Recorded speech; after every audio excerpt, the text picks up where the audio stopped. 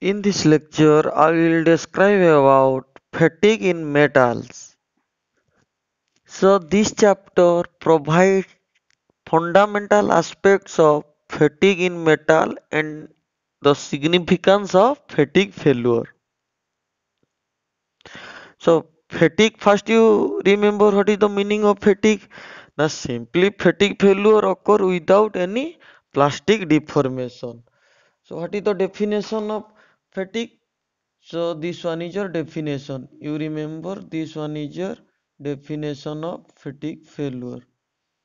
So fatigue is defined as the tendency of a material to fracture by means of progressive brittle cracking under repeated alternative or cyclic stresses of an intensity considerably below the normal strength. You just remember fatigue failure. Now, fatigue failure is caused by initiation and propagation of crack. First, initiation will be produced, then propagation start. After that, your material gets fail. So, first one is your initiation, then propagation, last one is your failure. So you take one material, this one is your material. For example, this one is your one type of crack. So this one is your propagation, sorry, this one is your initiation, then it slowly increases. This one is your propagation of crack. After that, failure takes place. So you just remember the fatigue failure. You remember another definition of fatigue failure is defined if a repeated or cyclic stresses subjected to a material if it falls below the yield point, then we can say this one is your fatigue failure. Another point you see here, now fatigue stress is much lower than the yield stress or tensile stress. Just I will tell this thing. This one is your fatigue, and majority of engineering failure are caused by the fatigue. Majority of engineering failure are caused by the fatigue. For example,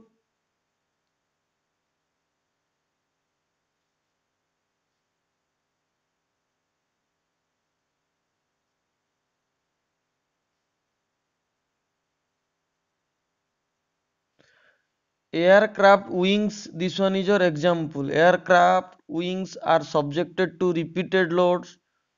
Oil and gas pipes are often subjected to static loads, but dynamic effect of temperature variation will cause fatigue. The majority of engineering failure are caused by the fatigue, due to fatigue.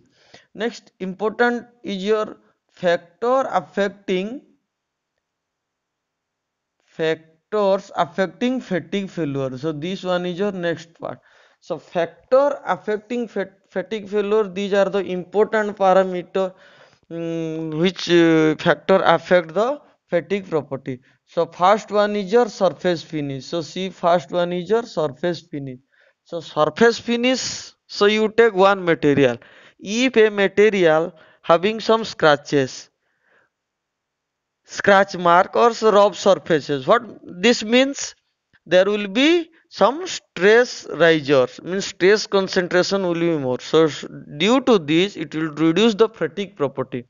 And another method, you have some idea about electroplating. So electroplating produces tensile residual stresses and having a detrimental effect on the fatigue properties. So this one is your surface finish. Second one is your temperature. See, temperature. Now, as a consequence of oxidation or corrosion of metal increasing, increase in temperature can lead to a reduction in fatigue properties.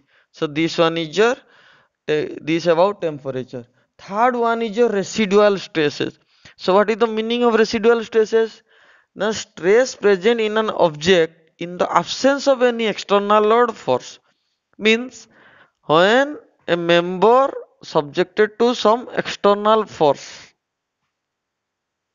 subjected to some force. After the completion of this load, then the you can say, just remember, the stress present in an object in the absence of any external load means after completion of any operation the machine or the member is subjected to some stress. This stress is known as residual stress.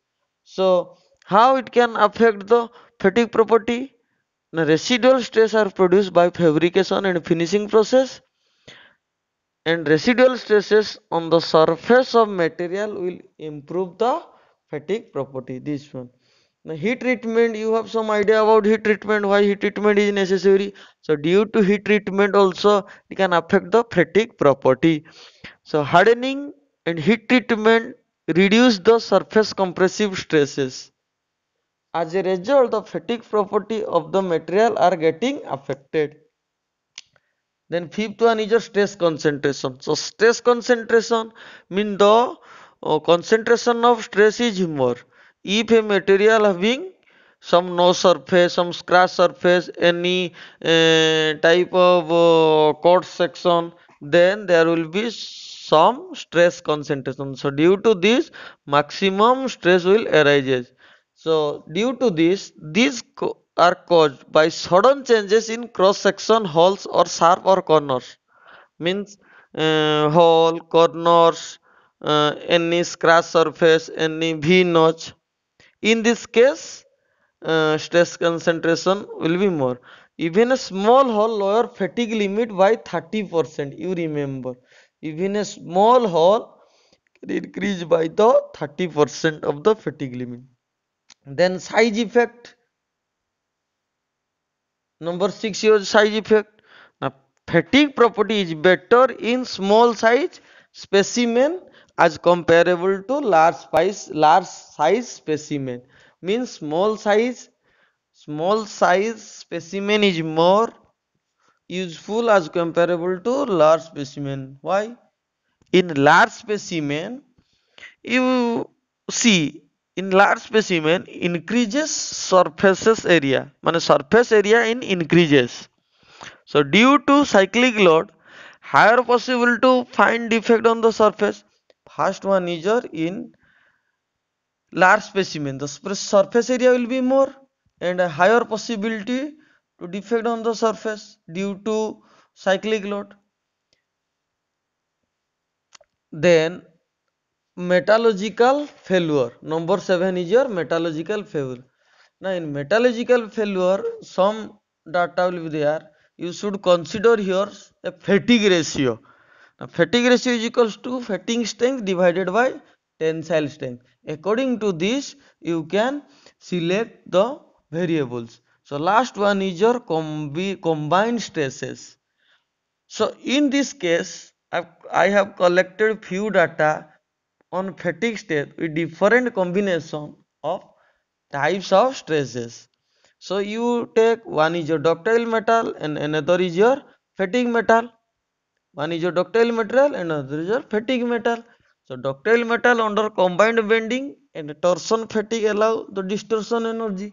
Distortion energy theory also known as von Mises theory. Meaning ductile metal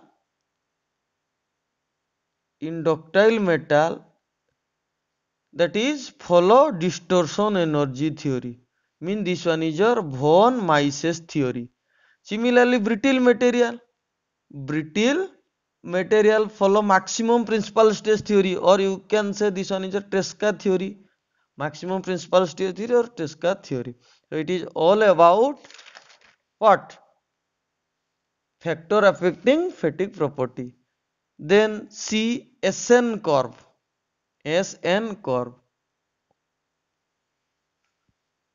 So a very useful way to visual the failure for a specific material is within the SN curve. So by the using of SN curve, we can get the failure data effectively by the help of this curve. Now SN curve, S means S stands for stress N stands for number of cycle. So Sn curve or Sn means Sn stands for the mean stress versus cycles to the failure, which when plotted, that is x axis, that is number of cycles, y axis, that is stress, that is S versus N, number of cycle. So see the diagram, the Sn curve. So this one is your diagram, and one there is a fatigue limit. So see the line for fatigue limit. So this one is your. So how you can define fatigue limit? The fatigue limit also known as endurance limit, or you can say fatigue strength. Now, fatigue limit is defined, or it is one type of stress level below which an infinite number of loading cycles can be applied to a material without causing any fatigue failure. So that means you can say below the fatigue limit. So below this line, the material can save.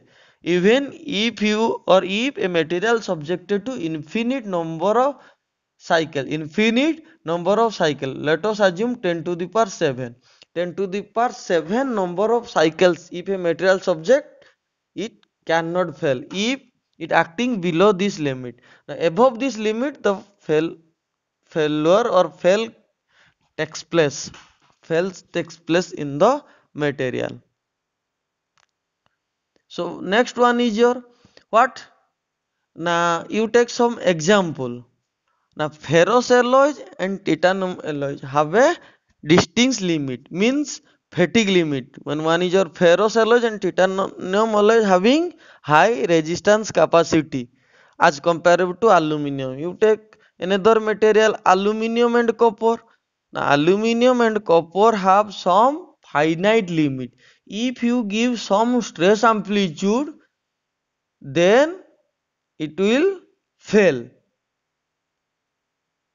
So in this case, the term endurance strength is used. Endurance strength is used. So definition of endurance strength, how you can define endurance strength? Now endurance strength is defined as the maximum value of completely reverse bending stress that a material can withstand for a finite number of cycles without fatigue failure.